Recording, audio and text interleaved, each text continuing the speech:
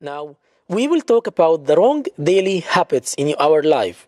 The first one is bending forward during carrying a heavy object. As you see in the left picture, he's carrying the object in a right way. But the right one is bending forward too much on your back and loading more pressure in your back. So you're hurting your back more and more. Try to avoid this position. We will do the left one.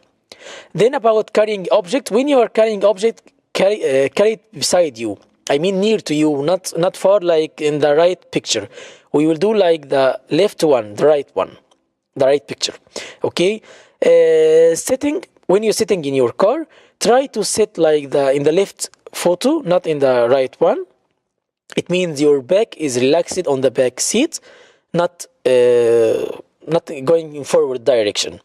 No, relax it on your back seat and drive well. It will help your back to reduce pain and reduce inflammation, even to preserve the angles of the vertebrae.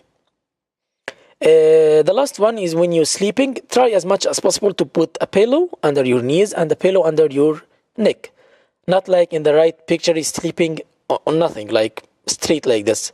No, we should help to preserve the curvature of your back by putting a pillow under your knees and a pillow under your head.